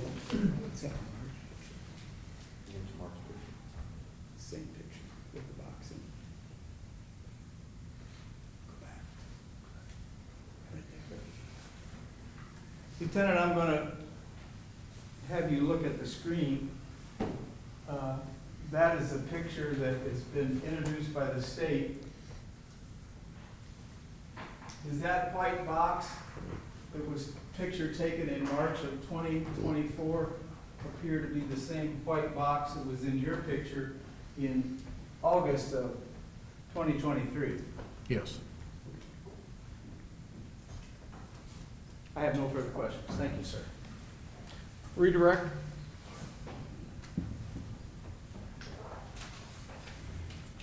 No other questions, Your Honor. Officer Haron, you gotta remember, I'm from Washington County. Yes, sir. What in the hell does an $800 belt look like? I was a little surprised at that myself. He had a number of those. It looked pretty normal to the same kind of belt that I wear, which is about $30, but didn't look a whole lot different. And Mr. Boyle suggested that the shotgun in the basement would be an appropriate place if someone lived there. Did it appear as if Mr. Noel was living in the basement? No, it appeared he lived upstairs in the bedroom, because that's where his personal effects were, his clothing was, his coat that he retrieved from in there. It looked like he was living upstairs in the master bedroom. That prompts questions from anyone. Not from the state, Your Honor. I have one question. Yes, sir. First question. The shotgun still had a tag on it as brand new, didn't it? It did, yes. When was it purchased? I don't know the answer to that. Where did it purchase from? I would have to look at my records and see. Okay. Nothing further. Thank you. Mr. Hurdle? Your Honor, state doesn't have any more witnesses. No, Oh, do you have any I'm other sorry. questions? I'm sorry. I have no other questions for you. You didn't happen to ask him where the shotgun was that I allowed him to keep for personal protection, did you? I did not ask him that, no. If that prompts any further questions. No, Your Honor. Officer Haron, you may step down. Thank you, Judge.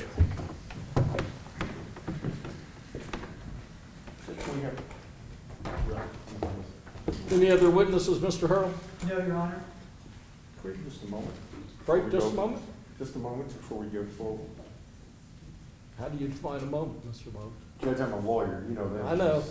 So go Much- back, much go as the to moment the you can back, give is me. that what you're saying? Yeah, we can just have a moment of chat before we follow with it. All right, thank you, officer. Thank you, Judge.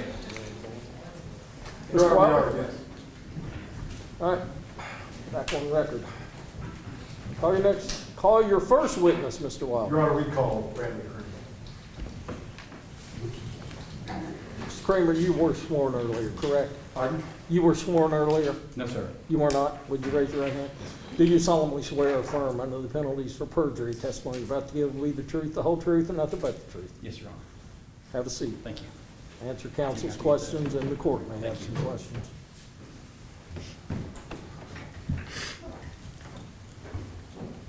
Good afternoon, Mr. Kramer. Good afternoon. So you're here and you understand why you're here to ask some questions, or answer some questions regarding some events that took place back in November 9th of 2023, correct? Yes, sir. So prior to that date. Could we have him identify himself for the record? Well, I thought everybody did, Bradley. Could you state your full name for the record? Bradley Kramer. And, Judge, I'm not asking any other That's fine. information. That's fine. Thank you, sir. So Bradley, you're here as a result of some things that took place on November 9th of 2023, correct? Yes, sir. And that was a day that Mr. Noel was arraigned, his initial hearing occurred in this courtroom, right? Yes, sir. And you were here. Yes, sir. And as a result of your being here, you were asked to go to the home that he lives in with his wife on Old Tate Bridge Road, right? Yes, sir. And you were asked to go there to retrieve the firearms that were in the home, right? Yes, sir. And why did you need to go retrieve the firearms? At that point in time, I believe it was the court's order that all of his firearms needed to be removed from his home aside from one shotgun, I believe. And I went to the house to retrieve those items. In fact, the one shotgun that you were aware that Mr. Noel was allowed to keep, you saw that in the basement. Objection. Fact not known. Did you see the shotgun in the basement? I saw a shotgun in the basement, yes. Yeah, okay. And that was on November 9th? Yes, Okay. And you left it yes, because you understood the judge allowed the shotgun to be left? yes. And when you say you saw it in the basement, we've heard a lot of testimony, there's an area in the basement that's kind of unfinished, right? No, it was not in that room, no, sir. Okay, where was it? It was in the finished portion of the basement. Where the table, Near the table, yes. near the table where all the boxes are. Yes, sir. If I could, Ms. Fleeman, could you put that out?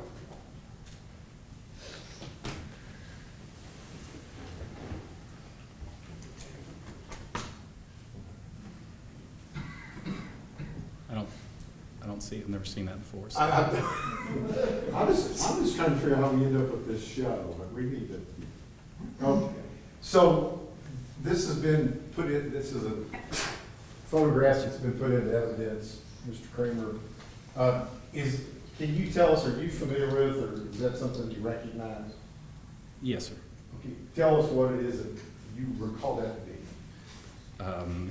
be. It is a table with stuff on it. Where at? In the basement Of? Jamey Noel's house. Okay.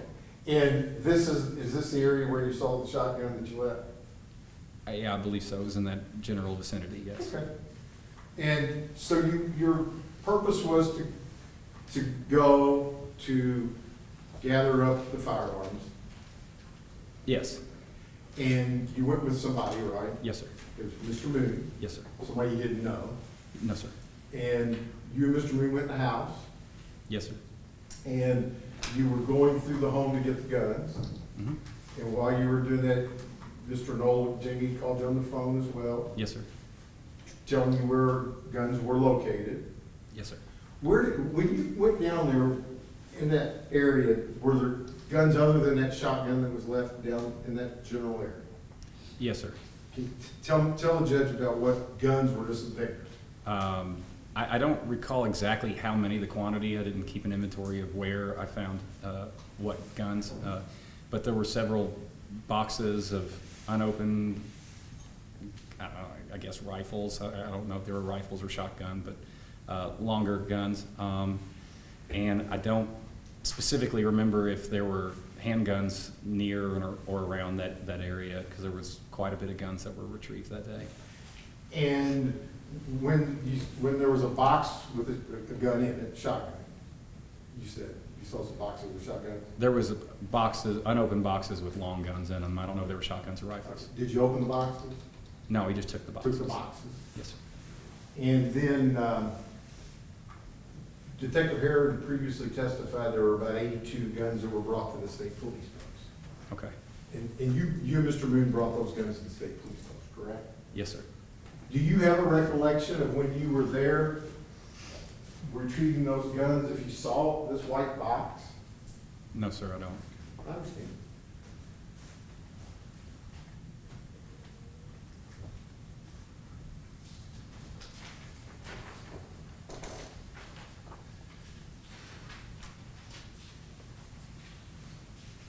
Mr. Kramer, when you were asked to assist in collecting all of the guns in the house, you knew that was a pretty important request. Yes, sir. Why was it important, in your opinion? Because the court ordered it. And when you were there trying to get all the guns that were in Mr. Noel's house, you looked for them and tried to find them, right? No, sir, I didn't search for anything, if that's the correct verbiage. I was directed towards areas where guns may be. Okay. And when you say you didn't search in the professional sense of search? Yes, sir, it's not something, if in a professional capacity, being a law enforcement officer in the past, like it's not like how I would necessarily, I wouldn't consider what I did a search.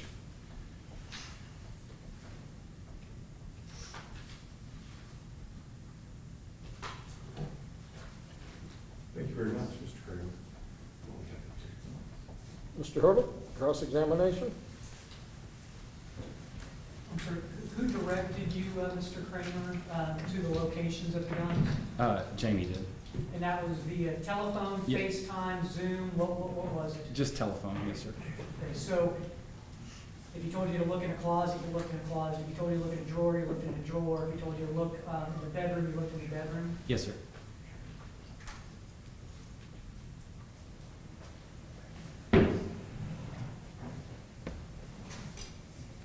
I think that's all I have. Mr. Wild, redirect? Yes, sir. And when you were being directed to where the guns were, Mr. Noel told you that there were guns up in the bedroom, right? Yes, sir. And you went up to the bedroom, and there they were. Yes. And you got those. Yes. And he directed you that there were guns in that area as well, right? Yes, sir. And you went there, and you found guns there. Yes, sir. So where Mr. Noel directed you and told you there were guns there, Yes, sir. and you collected them. I collected the guns that I saw. Yes, sir. And you felt like you got them all. I felt like I got the guns where he directed me to find them. And he directed you and told you that there were guns here. Objection. State your objection. He didn't state that he was told to go there by Mr. Noel. Sustained. I think there's a mischaracterization of the testimony. If you could rephrase the question. Thank you. I will. So when Mr. Noel was talking to you about where the guns were, right? Yes, sir. Did he tell you there were guns down in that part of the basement? Yes, sir. Okay. So Mr. Noel directed you to where the guns were, and you found guns in that area? Yes, right? sir. Okay. I have no further questions. Mr. Hurdle? No, Your Honor. Thank you, Mr. Kramer. Is he excused? Your Honor, we have no questions. Nothing from the state, Your Honor. You're free to go. Thanks, sir. If you leave the courtroom, I will direct you not to discuss your testimony with anybody, nor allow them to discuss their testimony with you or anything else about this matter until this matter is completed. I would very much like that. Thank you, sir. Thank you for your patience, Mr. Lott. Thank you, Judge. Call your next witness.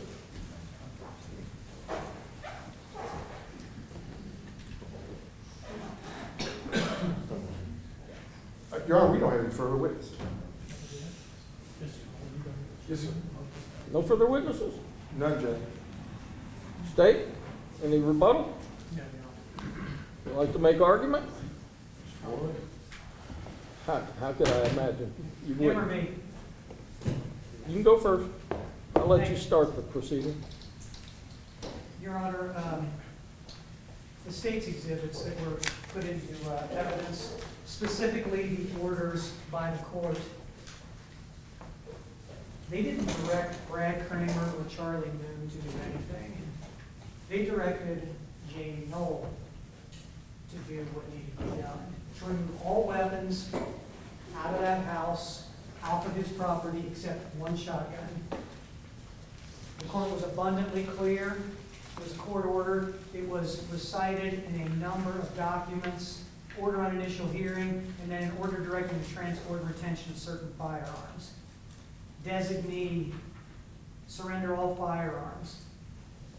He was the one subject to the court order, not Kramer, not Moon, not anybody else, him. The initial hearing was in November. The search warrant for Tom James was March 13th. 125 days, and the evidence today was that he was living there. So for 125 days, he's in and out of that house. And so when he's in and out of that house, not once did he look around and say, I wonder if Brad Kramer got all the guns. I wonder if Charlie Moon got all the guns. For 125 days, he could have picked up the phone, called his lawyer, picked up the phone, called community corrections, called the court and said, hey, I've got 2 guns here. They missed them. I don't want to get in trouble. This guy's a law enforcement officer for 20-some years with the state police, 2 terms as the sheriff. He knows what a court order is, and the responsibility is on him and no one else. The evidence was rather clear. The shotgun was right by these weapons. His clothing was there. He directed him to there. He directed him to the bedroom where the Tom James clothing was. Did he forget? It doesn't matter if this gun was brand new, 5 years old, an antique gun. The court did not specify in its order that the gun had to be in good operating order. The gun had to be loaded. The gun had to be unloaded. The gun had to be in his bedroom. The gun had to be in his dresser drawer by his bed. None of those things happened. It was his responsibility, and the court, again, made it clear that that's what he was responsible for and no one else. The defense wants to talk about the issue of, didn't they look at these boxes back in August? Didn't they see these Smith & Wesson boxes? And it really doesn't matter. These firearms were not subject to a search warrant. And maybe they did open up the boxes and they see 2 firearms in it. The detective's going to say, put them back. Who cares?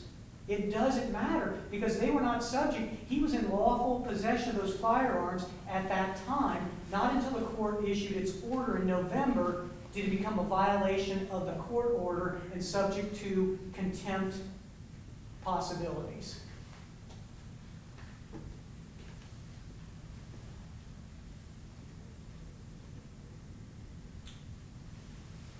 The court filed this sua sponte.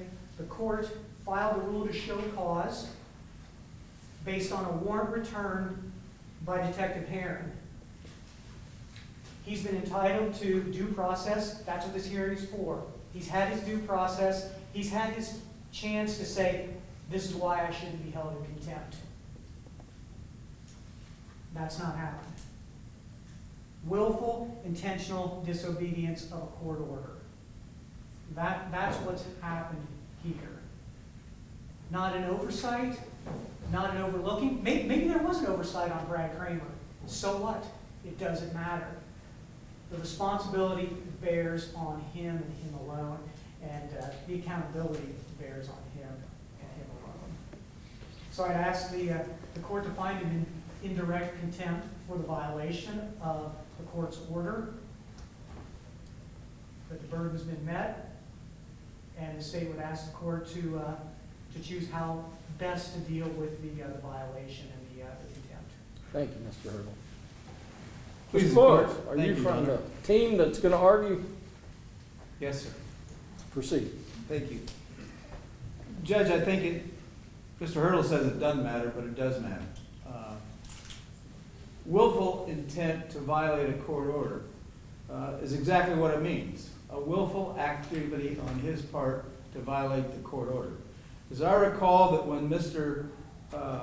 Noel was incarcerated and before the court permitted him to be out on bond, he would have had to assure this court that all weapons were out of the house except for a shotgun.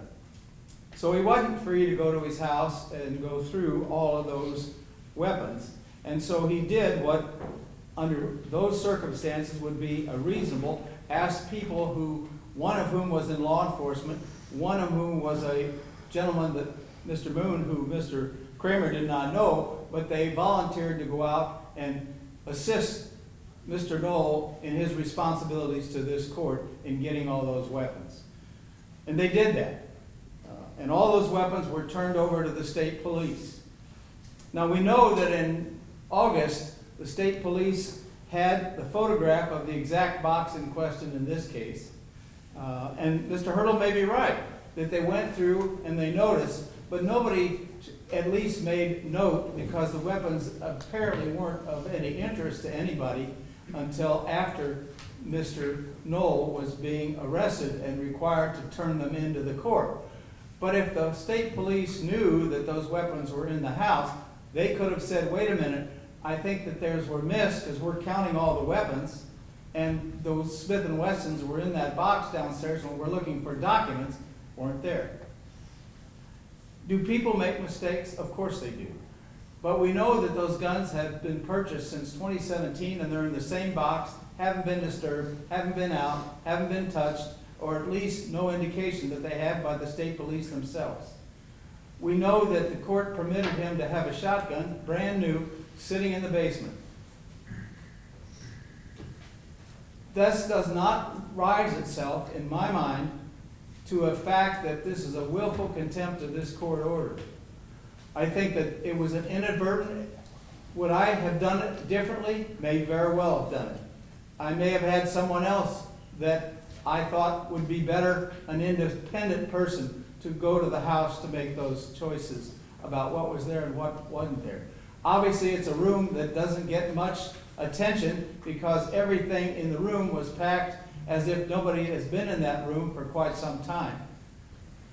So I think that the argument that we're making would be that this is not a willful attempt of Mr. Noel to violate this court order.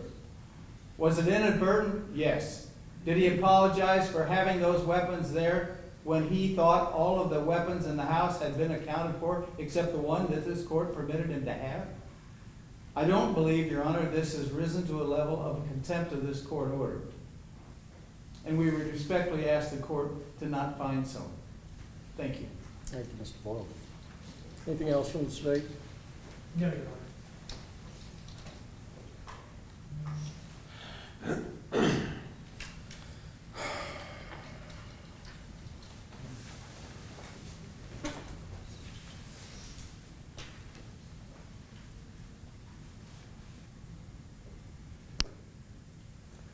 Determination whether the alleged contemptuous act was committed with the intent to show disrespect or defiance is a factual matter to be determined by the court.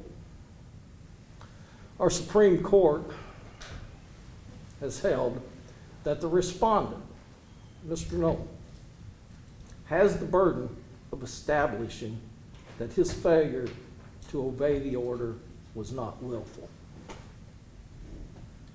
I told Mr. Noel, don't do anything stupid. Do not try to deceive me, defy me. You will not like the consequences. Today is that day.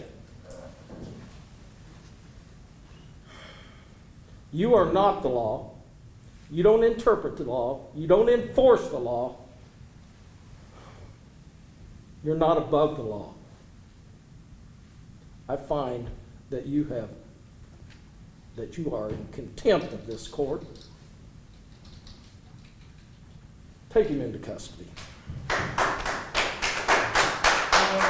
No, that's enough. I'll find you guys in contempt for disrupting the proceedings, and you'll be there right there with him. Now, what is an appropriate sanction? The question is, I can sentence him up to 180 days without a trial, or I can sentence him to a day, or I can release him. You know what I think the answer is? 60 days in. That's what I think the answer is today. Now, Mr. Wilder.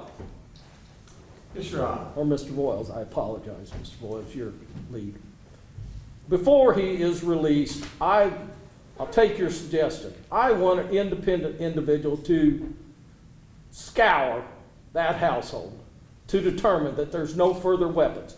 I find it Mr. Hurdle's original argument that he was trying to make that I sustained, an officer of the law, every time I go into court, I hear, I didn't know it was there. I didn't know it was there. I really didn't. You've heard that a million times. You've heard it a million times, and yet you still take them into custody, would be my guess. Every officer in the world has heard, I didn't know it was there. It's my friend's. I'm not buying it. It was your burden. It's your responsibility. And today, the court will enforce that. Take him away.